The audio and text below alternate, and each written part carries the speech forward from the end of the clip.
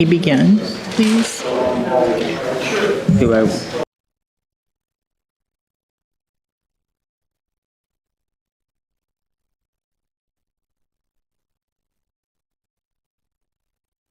evening, everyone.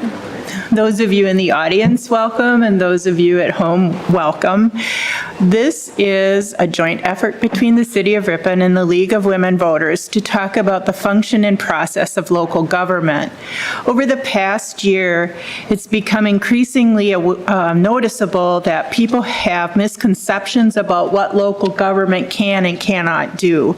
And so we are working through the fall as a league to provide educational information to the public, such as this forum, and then there will be a series of articles in the paper coming out regarding the election process, because the election process seems rather mysterious to people, and we would like to clarify. We have two very good clerks in the room tonight, and they can be more, they can reveal the actual processes. It's not sexy, folks, and it's hard work. We're lucky in Fond du Lac County that we have such a good county clerk, and our municipal clerks are very good with elections. So as we proceed, I'll introduce the panel in just a second. Naomi has indicated that if you all have questions during the presentation, raise your hand and they will call on you. So we don't have to wait through the end of the presentation to ask questions. Our panelists tonight, I would like to welcome Naomi Miller, the city clerk, our mayor and token elected official, Ted Grant, and our city administrator, Adam Sonntag. And I also want to note that the League of Women Voters locally had a position on having a city administrator form of government, and we are very pleased that Ripon has gone that way. So Naomi is going to kind of guide the panel, and they have a PowerPoint presentation for you all too, so take it away. All right. All right, thank you. I should say, let's let Adam, he's going to start us off here tonight. That's fine. All right. You guys can do whatever you want. Yes, thank you. So we have a presentation we'll go through. We'll try to start at kind of a higher level and then get down into some specifics about the city of Ripon. So to start, just what is meant by local government, very basic. You know, that is any government unit that is not state or federal. So local governments have tasks to enforce federal and state laws, and they oversee certain federal and state programs, but ultimately there is an independence there because we are able to make our own laws and deliver our own services. There are more than 83,000 local units of government in the United States. That includes counties, municipalities, which are towns, cities, and villages, and then you have school districts. Elected officials in local government are nonpartisan. In the city of Ripon, the mayor position as well as common council are nonpartisan. That is a bit unique in some sense in government these days, and how things are sort of perceived in public. Local problems, service delivery, and frankly, the community. That is really the difference. We every day touch the lives of our residents in very unique and impactful ways that the state and federal government cannot do. So regarding Wisconsin cities and villages, in terms of just those are the two statutory more municipalities outside of townships. They are incorporated municipalities that provide a range of services to properties and residents within their boundaries. They do everything, including the city of Ripon does this, do everything from street maintenance, snow plowing,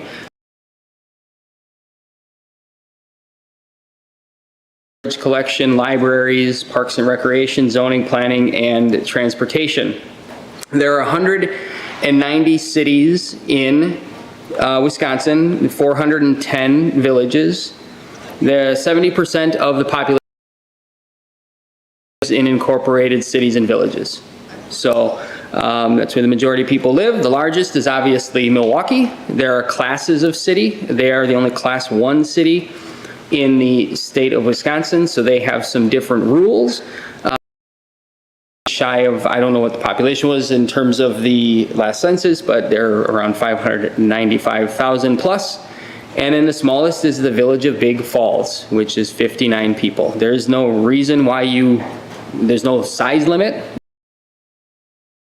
Whether you've become incorporated from the township you were originally put in place, there are the number of municipalities with population below 2,500 is 738, and above 2,500, 221.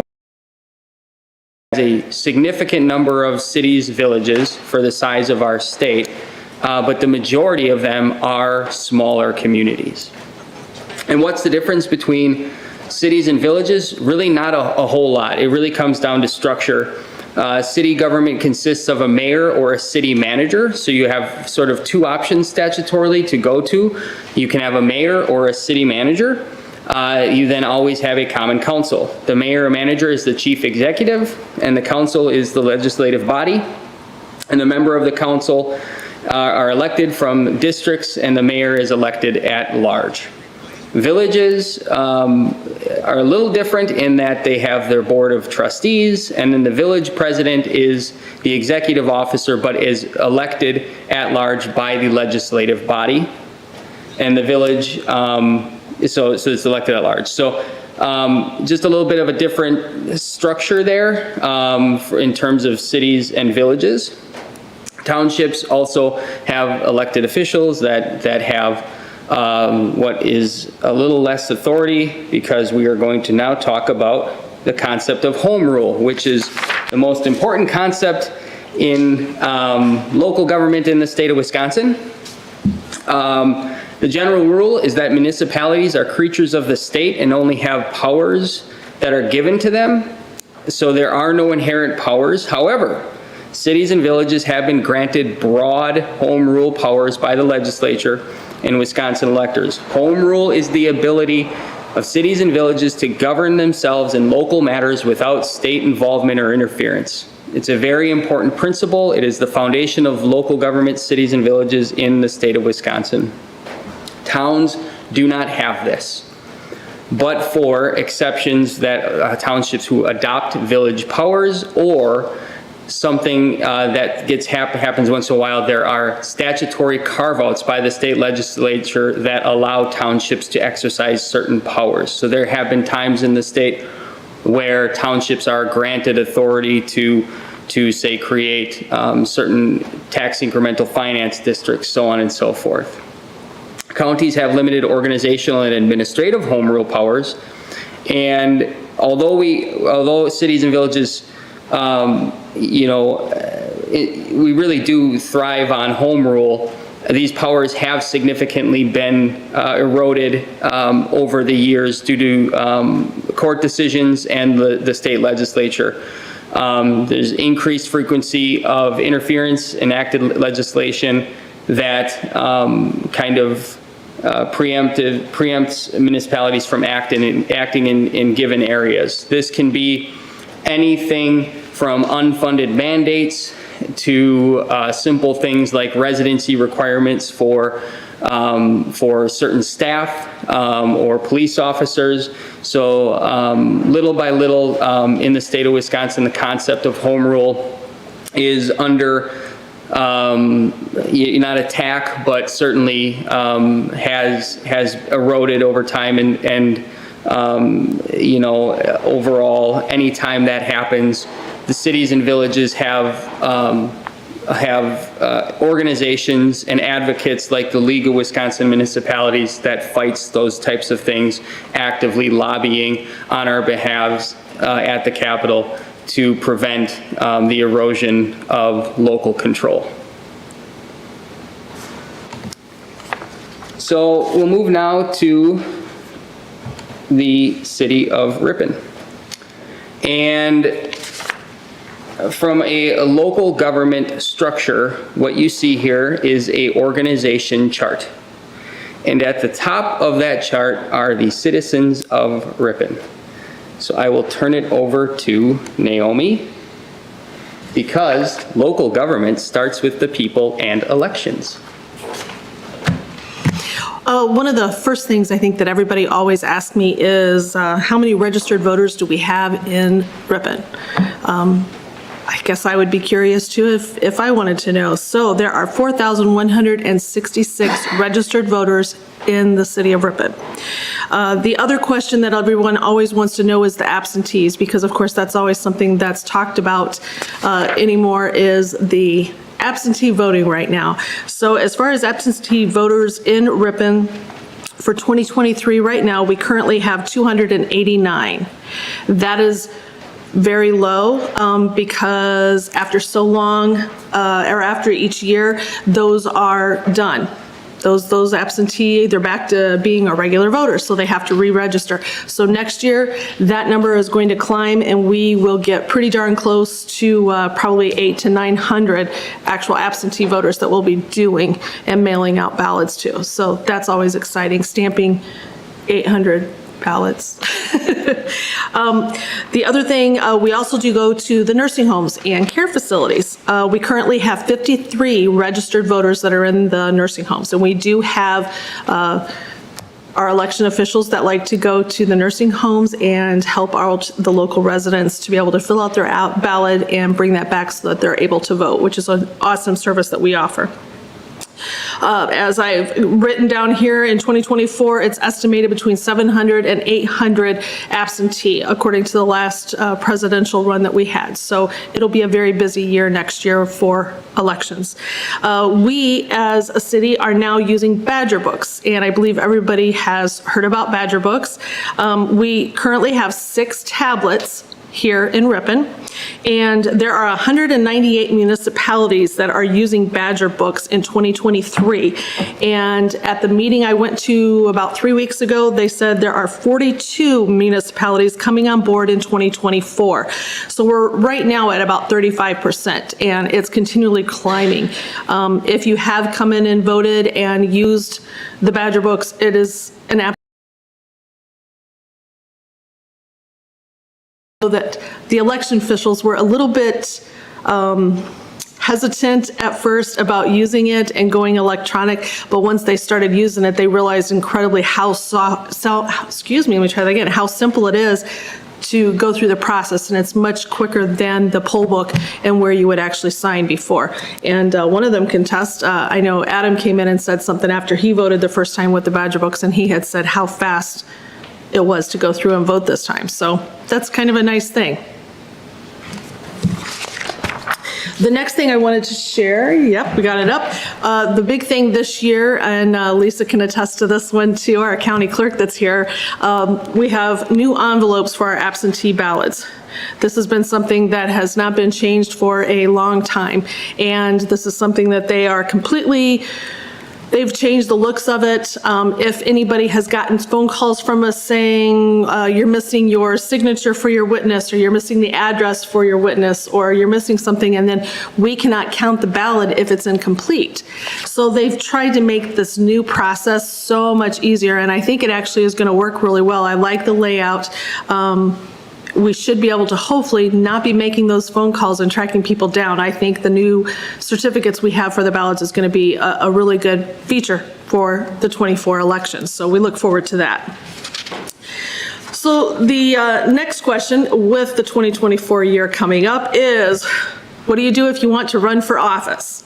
I can speak from the municipality. I cannot honestly speak for any of the other municipalities, but if you look there on the right, you'll see that the county clerk, what she does, she does the candidates for the county office, the candidates for the multi-jurisdictional municipal judge, and the referendum committees. Then you have your ethics commission. They do the candidates for state offices. Candidates for state offices, I've got that down there twice, my apologies.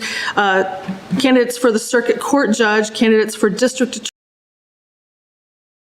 You have the school board, which some people will actually know here in Ripon. We had a referendum, I think it was last year that we had a referendum. So anytime you have something like that, they have candidates also for their school board that will show up on the ballots, and then the referendums as well. I prefer to go to the column on the left, which talks about the municipal clerks, because that's the one I know. For the municipal clerks, candidates for the office, and I'm going to pick on Mayor Grant here a little bit, for his position, you need to have between 50 and 100 signatures. Yes, the signatures are verified, so you can't do duplicates.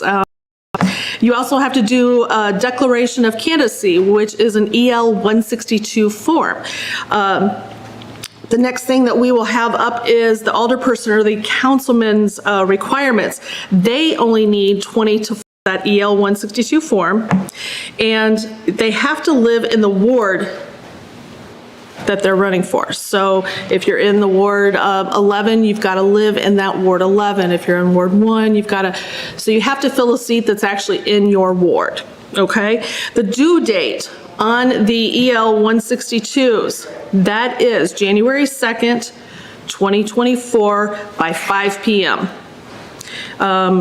Any of that information you can get through the state, you can get it through the county, and you can also get it through me. So you're welcome to reach out to me at any time to get that. You also get a candidate's guide for reference, and that will actually lay out everything you need to know as far as running for the office, the finances, the spreadsheet for that, everything will be in there for you, so you'll be able to follow it. And then we also do referendum committees. Since I've been here in the city of Ripon, we have not done a referendum, so I've not had that experience yet, but I'm sure at some point in time we are going to have a referendum. Go ahead. All right. Thank you. So next we'll get into specific roles within the city government, and we will start with Mayor Grant and the role of the mayor. So the role of the mayor is the chief executive officer of the city. In this role, the mayor is responsible for just the general welfare of the city and its residents. This responsibility is exercised by making policy and presenting policy to the council. It's up to the council to vote on that policy. The mayor is the person that breaks any ties from the council. In my 3 and change years as mayor, I've broken 1 tie, so I was only allowed to vote once. And I have the authority to veto legislation, which I have never exercised. The mayor also fulfills an executive role by seeing that laws are enforced and that city officers and employees properly do their jobs. One of these tasks is overseeing the police department, and fortunately we have an excellent police chief, so that's a very simple job for me at this moment. And a big part of the job is just media, just kind of like the figurehead of the city and talking to people and welcoming them into the city and working with businesses. And specifically in Ripon, we've adopted a role of which really puts the day-to-day processes on the city administrator, and so-called political jobs are left to the elected official. But as stated earlier, it's a nonpartisan position, and in my opinion, local government, there is really very, very little room for partisanship. It's basically just working to make the residents, I suppose, comfortable and well served, which is very hard to do in a partisan fashion. Then the other half of the government here is the legislative branch of the government, and their primary purpose is to pass the laws and ordinances and policies. They establish the pay ranges for city employees and officials, and they manage the financial affairs of the city and oversee the budgets, its revenues, raising of funds, operation funds for the city. City of Ripon has 8 members on the Common Council. There are 4 districts, and there are 2 members from each district. And they serve a 4-year term for their, between elections. And as mayor, I serve a 2-year term. So it's every time there's an election, the mayor's on the ballot. Thank you, Mayor Grant. So to kind of illustrate, I like to show this in some of our documents when we talk with our Common Council about elected officials and management or staff. Where are the responsibilities in a healthy organization, in a healthy local government? And when you're looking at, long-range planning, the purpose, the vision, strategic goals, priority action items, when you're looking at all of those very high-level stuff, that is the work of the Common Council and the mayor. They affirm vision and purpose while staff support that vision and purpose. The council and the mayor establish goals while the staff align goals with resources.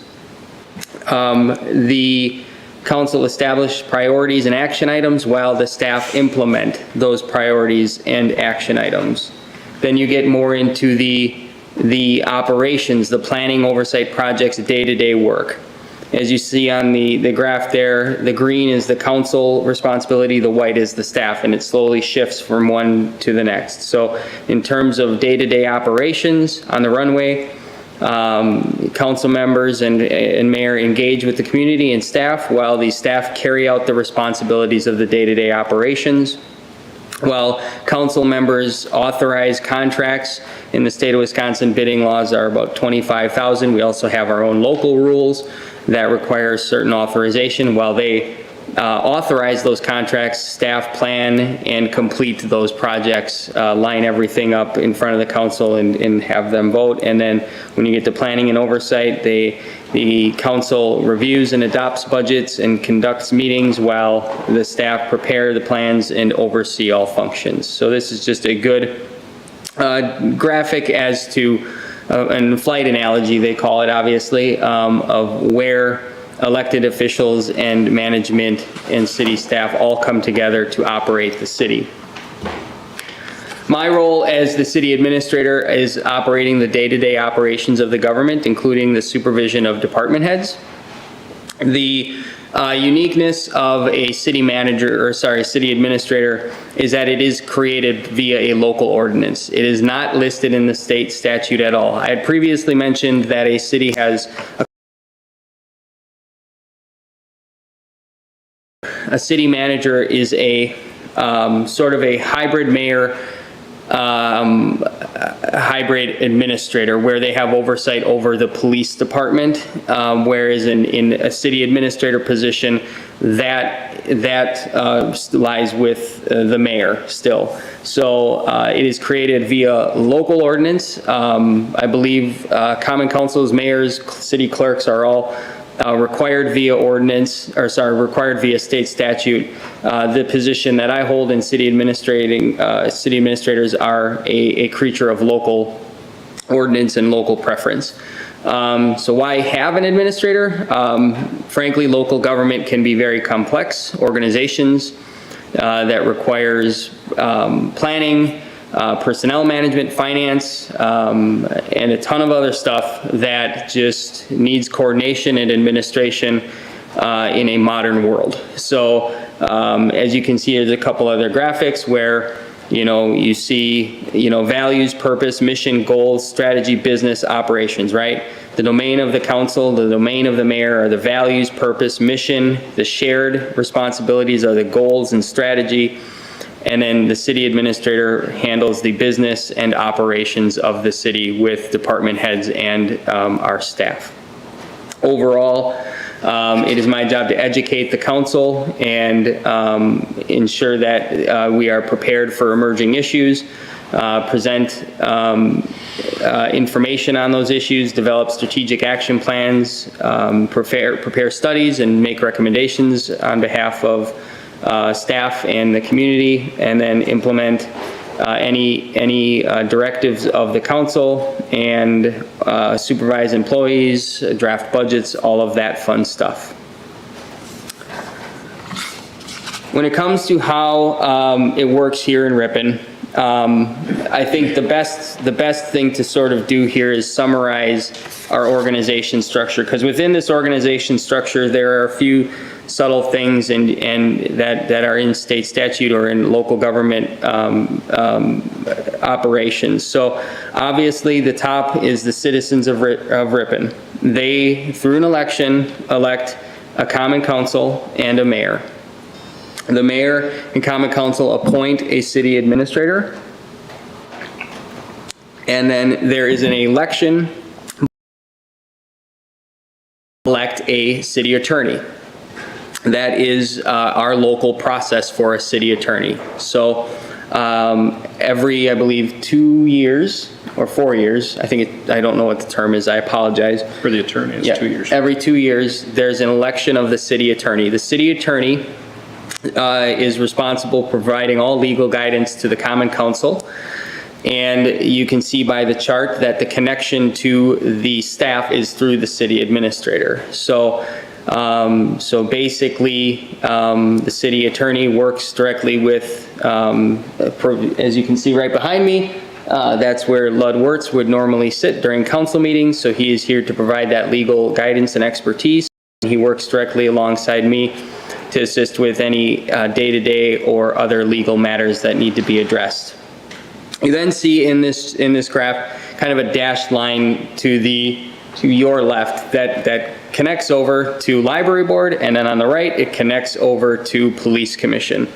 There are two independent bodies outside of the common council and mayor that the mayor and common council have some authority over from the perspective of appointment. So the mayor has appointment authority as well to certain committees, including the library board and the police commission. Statutorily, we are required to have a police commission in the city of Ripon based on our population. And the concept there is the police commission, political group of citizens that make decisions and guide hiring and other things, policy practices within the police department. So the real goal there is to depoliticize police department. So as you can see here, it kind of goes up around. The mayor has oversight and appointment authority and a connection to the police commission as well as to the police chief. The city administrator, although I have minor over some of the activities in the police department, really the common council and administrator have, from a perspective of oversight and control over a police department, the only thing that really is there is budgetary, is the money, the purse strings. So you can see there, our police department from there hires a police chief. A police chief in state statute, there's a joke, the closest thing, what's the closest thing to God in the state of Wisconsin? A police chief. They have protections and cannot be removed for anything but cause. So that's in state statute. They then have their structure where they have police captains, officers, and administrative assistants. On the other side, there's the library board. The library board, again, is an independent body outside of the common council. The main motivation there is to essentially depoliticize public education. The library board and state statutes regarding library governance falls within the Department of Public Instruction. So essentially there is an independent board that hires a library director, sets policy, and governs the operations of the library. There's oversight provided from the city to the library from a very technical side of accounting, finance, providing just general facilities, but ultimately the library board has control over the library, and the only impact that the city council and those kind of on the inside of this chart can impact is through, again, the purse strings, the budget and allocation. From there, You see the city administrator in the middle, so I have oversight over all of the city department heads in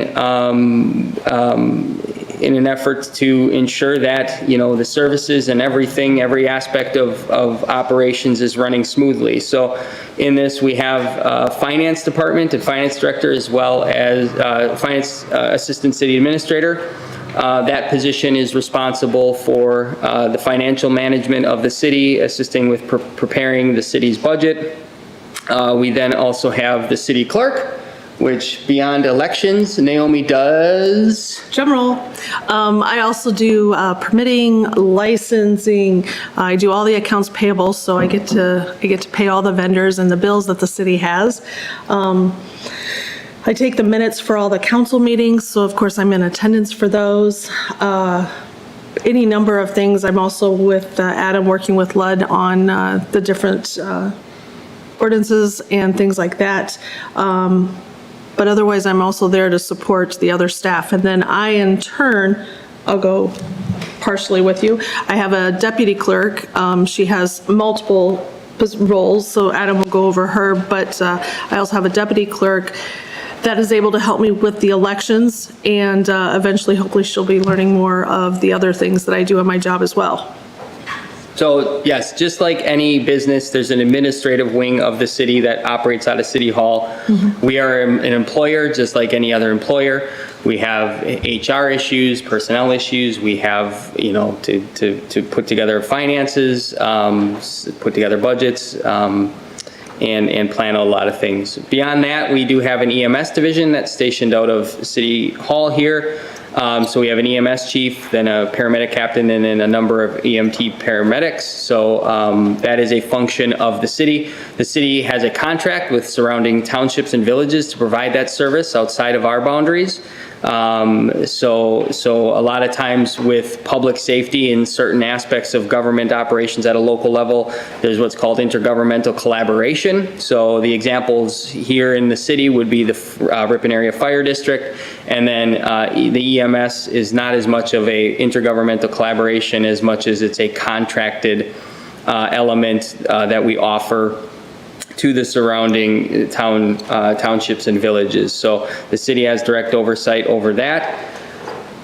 We then have the Public Works Department. So we have established a director of Public Works. They then have DPW staff under that maintain all city right-of-ways, garbage collection, urban forestry activities, parks maintenance, anything and everything. It is essentially,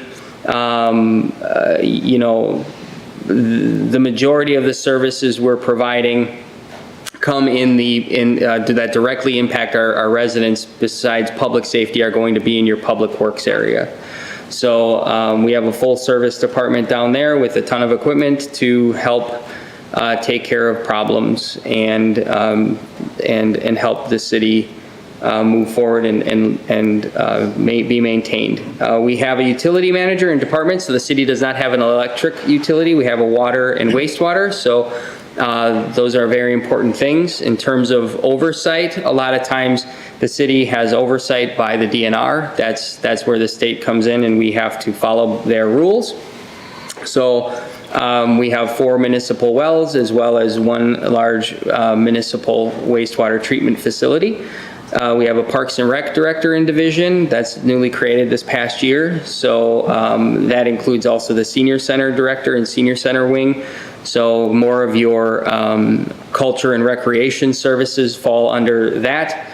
We have a building and zoning administration, so that falls under contract with Sue Leahy. So she basically enforces the building inspection and zoning. So that's kind of the overall lay of how we are organized. From the perspective of local government finance, from a very basic level here, I'll just mention that statutorily we are required to pass a budget annually. And we do get our financials audited. We have many different funds that we manage at a local level, including our general fund, which is property tax supported. So we levy a property tax every year to fund the operations of the city. The majority of things that budget funds are public safety and public works. Those are our two big ones. We then have utility funds or enterprise funds outside of the general fund. So those would be our water and wastewater that fund water and wastewater activities. We then have different funds for different TIF districts, for different capital projects, so on and so forth. Our main revenue sources at a city level are going to be your taxes, your licenses, user fees, and utility fees. Beyond that, we have, as being a creature of the state, and we have responsibilities to maintain roadways and keep our community safe. The state of Wisconsin does have intergovernmental revenues, the biggest of which is state shared revenue, which many, many years ago, cities and villages were preempted from putting in place sales tax, I believe. So by not being able to put in sales tax, the state of Wisconsin issued a sales tax and then shared that revenue. There was a significant bump to that recently that was passed by the state legislature, which is very well received by communities because it's the first time in 30-some years that there's been any significant increase there. We have what's called expenditure restraint. So if we pass budgets that don't exceed certain expenditures, we get rewarded via shared revenue for that. We then also have transportation aid. So the city of Ripon gets general transportation aid as well as what's called connected highway aid for maintaining the connected highways through the community on behalf of the state of Wisconsin. So the state of Wisconsin does fund a lot of the activities that that we do, but it's also partially because they're asking us to do the job on their behalf. City planning. A lot of planning comes from a committee level. So the city has a number of committees, everything from Historic Preservation, Plan Commission, Parks and Rec. Committees provide insight and recommendations. There's a lot of times a council person or a representative from the elected body on those commissions or committees. But a lot of also there are citizen servants, so and appointments. I believe we need north of 50-some people to operate the city committee structure. Ultimately, those committees help plan, vet, and make recommendations, but the ultimate decision within the city of Ripon lies with the Common Council. We are required to do comprehensive planning or smart growth, so the city has a comprehensive plan. The city also has established city zoning and land use requirements, so to ensure that the community is developed in a certain way. So that's an authority that we have, and through ordinance and local control, we establish certain zoning districts and planning use to grow the community, allow things to develop, and to frankly prevent incompatible use go to be within a certain distance of each other. Beyond that, we do capital planning, so capital improvements. So we have generally a 5-year capital improvement plan that directs our projects and priorities for any given budget year. And then planning beyond that, the city can do any type of planning we want. Economic development planning, parks and rec planning, just really getting into the specifics. Facility planning is another example that we've done. Really getting into the specific operations and needs of the city to plan and put a path forward. There are obviously legal issues that every municipality must follow, including public meetings. So we have public meeting statutes that we must follow, including notice requirements. So every meeting that the city has, from all the way from a common council meeting to a library board meeting, all of those meeting notices are publicly noticed. There are things of, like walking quorums that are illegal. So council members and elected bodies cannot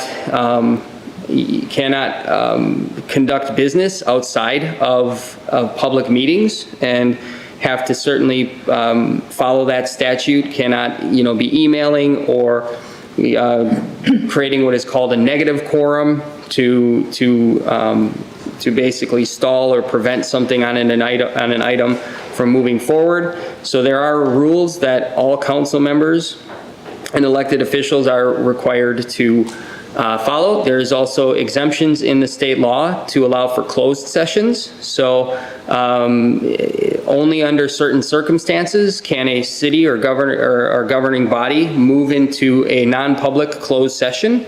Those very common examples are employment issues, legal matters, acquisition of property, development agreements, things of those nature that are sensitive and may have impacts to the situation at hand if disclosed in public forum.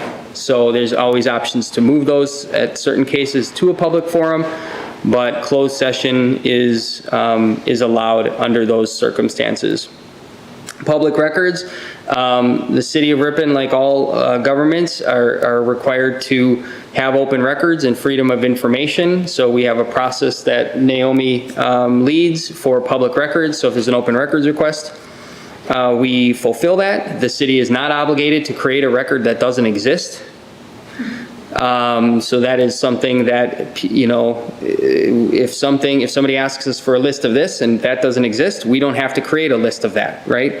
If the record doesn't exist or it's not being maintained, it is not a public record, and we do not have to maintain it. So there's a lot of sometimes confusion about that, but generally speaking, there's an open records request process. People can file that. We follow it. We publish all of our meeting minutes as well in the local newspaper to ensure that the public is aware, as well as online to review all of those things. A lot of things are publicly accessible on the website as well, but really with open records, the biggest thing is we ask if people have a question, they can ask us, but be as specific as possible because we can't read people's minds as to what they're looking for. So, and again, if it's not a kept record or it doesn't exist, it isn't available. And then the final one here is just ethics and conflicts of interest. There are state statutes that govern ethics for public officials that goes all the way down to city administrators and city clerks, and we disclose public or conflicts of interest. There are certain statutes in place that say that council members and elected officials can't do business with the city up to, what's the amount? Is it? It was 5,000. I don't know if it's changed. Yep. So there's publicly disclosed documents that say that to protect anybody from using their own political position to benefit themselves personally. So there's a whole ethics law, conflict of interest rules for elected officials at a local level. So with that, I will turn it to the final slide, which I wrote on here. This is something we share with our council members as when we do onboarding and talk to them. And I think it's good to kind of just understand what the overall, when it comes to local government, when it comes to the issues, it is expected and encouraged that, we all disagree on issues at times, but it's important that we collectively support the decision of the Common Council that has been made and move forward with the community. So that's ultimately the goal here when we are operating, is to move the community forward, to make the best decision for the community with the information and resources upon us. I'd offer any questions if anybody has any, or any other comments from the panel. I have a question probably for you. Yeah. In the public works, I know as a family we always have to budget. Yep. So try to look ahead and see what's coming and then figure out how you're going to pay for it. Yep. And I know the public works must just be one of the most difficult things to do, because you've got things that pop up. There may be a winter with heavy snows and you budgeted so much, it may not cover that. But I was wondering specifically, as I drive through Ripon, I see so many ash trees. On my property, I've got ash tree problems. I gotta take 3 out. Yep. What is the plan, if you know what it is, for dealing with this? I imagine it isn't going to be done all at once, but there's a lot of dead ash trees that are dying in the city of Ripon. It's kind of their eyesores. Oh, I totally, yes. And Totally, yeah. what's the plan? So I'll answer this a couple ways. So first thing, the past year, we received a DNR urban forestry grant to completely inventory and put together a management plan for the city's urban forest. We had not had that before. I can pull up a map right now that has every tree in every boulevard and every park mapped on it, including every ash tree that the city owns. There's about 200 dead standing ash in the city of Ripon that have to be taken down over the next 2 to 3 years. In the early preliminary budget discussions with the city, we're looking at, we usually allocate about 10 to 15, maybe $20,000 a year for urban forestry activities. That's just not enough. It's not adequate. We're not getting the job done. But part of the whole thing with the DNR urban forestry grant was to take a step back and let's try to understand the totality of what we're trying to manage, because right now all we're managing is literally walking or driving the streets and saying this one needs to go. Let's look at it. Let's put together what needs to be done first. Where planting sites, because you can't just cut down 200 trees and not plant more trees. So we've looked at it comprehensively, have a whole urban forestry plan. It's available online for view if you're interested. But then ultimately we've talked about doubling or tripling the amount of allocated funds to urban forestry next year to take down dead standing ash. 2 to 3 years, the goal in the next 2 to 3 years is have all ash removed within the city of Ripon. Thank you. Yep. 3 questions, ask them one at a time.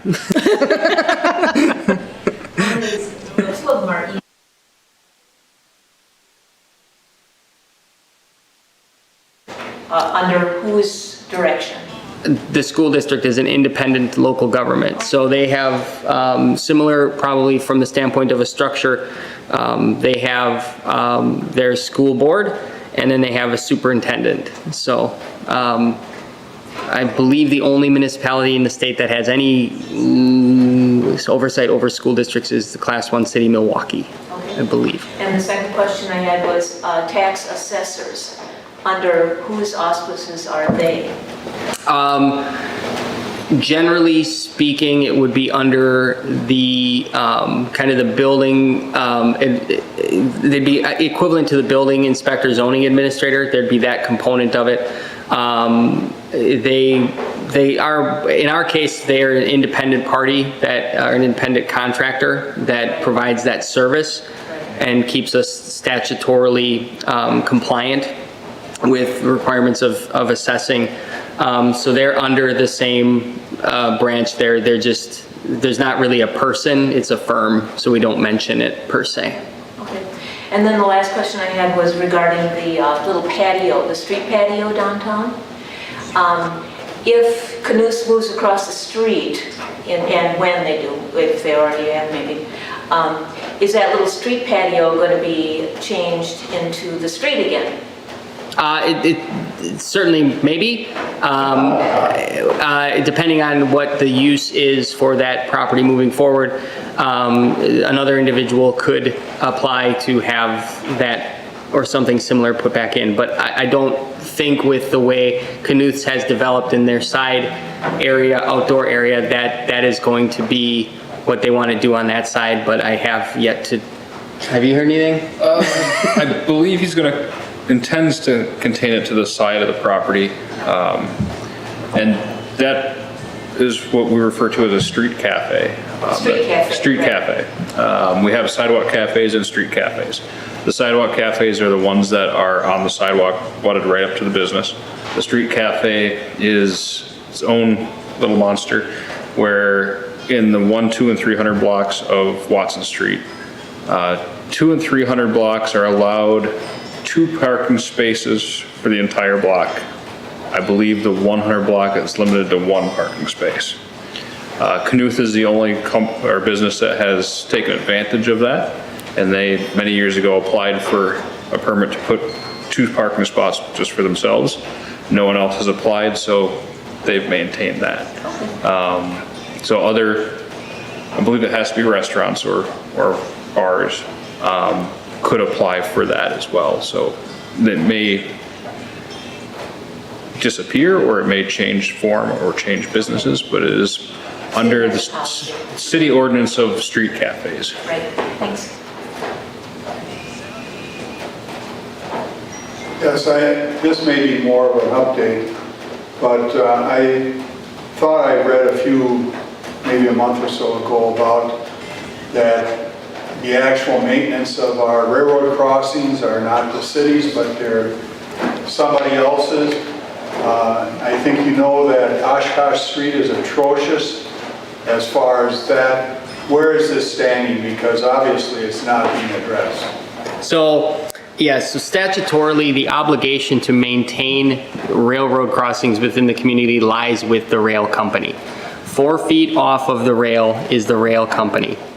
The city passed a resolution in July stating to the rail company, because this is how the state statute works, that they are to maintain and improve the crossings within the city. Every one of them, I think, except there was maybe one that wasn't looked at as bad.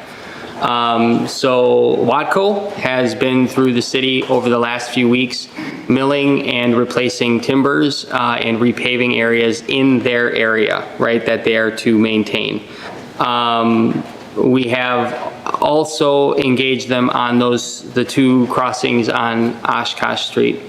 The update there is they will be back in a couple weeks to do more preventative maintenance on that.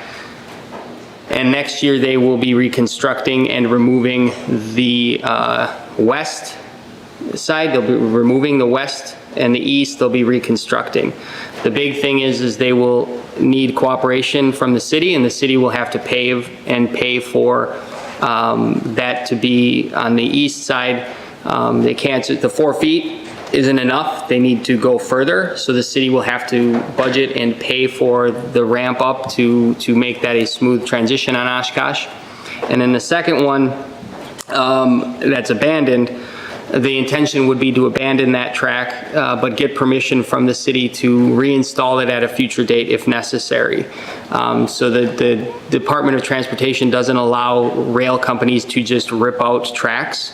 Even if it is abandoned, they must keep them and maintain them.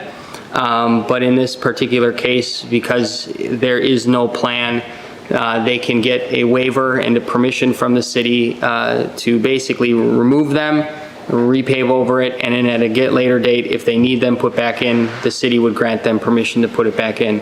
So we're further along than we ever have been with Watco from the standpoint of where they're actually addressing some of the issues, but look to next year for Oshkosh to be done, and then the other ones we will continue to monitor, and hopefully they get on some maintenance schedule for the rest of them, because 2-3 years from now, you know, some of the maintenance activities clearly won't stand up, and we'll be right back to where we are. But it is not our responsibility. We cannot touch it.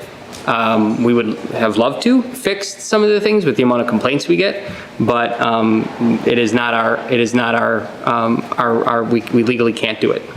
So that's what I got.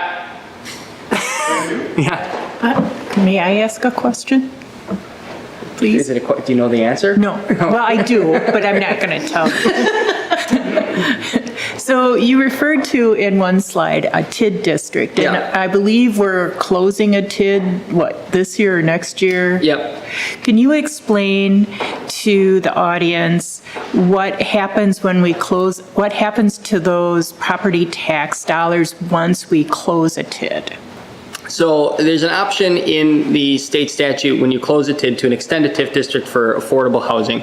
So you can use an additional year increment created in the TIF district. Now, if people even know what a TIF district is, it's a tax incremental finance district. Essentially what happens is you have a base value concept, and as development occurs, the increment of the tax increment you get off of the development within that district, it comes directly to the city and is not shared with other taxing jurisdictions. So if you start, for example, with a TIF district that has zero value because the city owns the land and there's $1 million worth of improvements that are put on it, the entire tax dollars that are generated from the community, so the levy issued by the county, the state, the city, and the school district, all of that revenue comes to the city because we likely had to put in infrastructure or make improvements to get that development to occur. It is the #1 tool used by municipalities to develop their communities. In the statute, becoming more popular now is when it closes to extend it a year, you get that increment to provide, to be allocated toward future housing initiatives within the community, of which 70% or so of the dollars have to go toward what's considered affordable housing, which is defined as housing that is less than 30% of the income of the household. So the city recently did this for TID 5. We have another TID closing in a couple years, TID 6. We previously did it with TID 4. Increment dollars are being collected by the city for housing programs.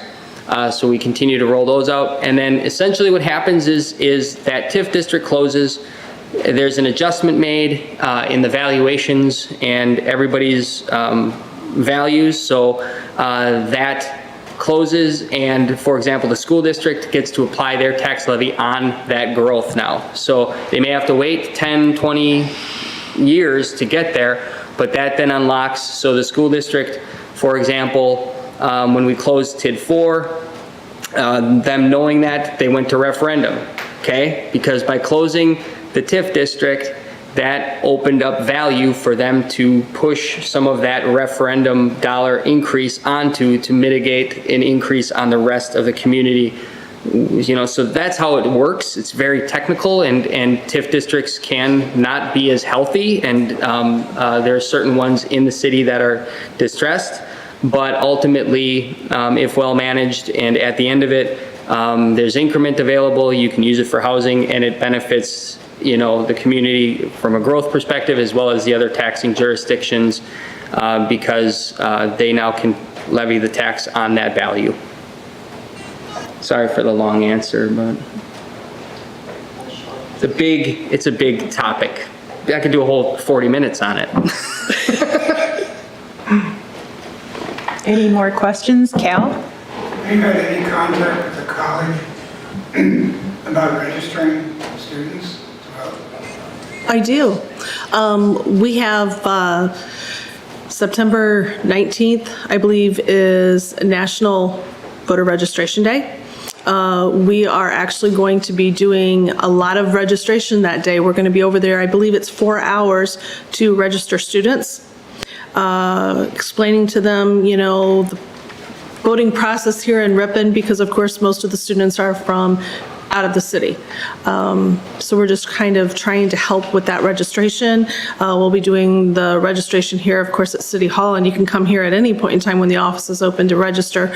And then next year, we're still contemplating it. It would be great if we could do some absentee voting from that location, but it requires more. We wouldn't be able to do voting here. We would only be able to do it at the college that day. The logistics for it is a bit much. So I haven't determined yet how we're going to handle that, especially once you get into the presidential, where it's going to be a huge election and a huge turnout. But yes, we are in touch, and we do work with the college, and we're doing everything that we can to try and make it as easy as we can for them, as well as for all the other residents.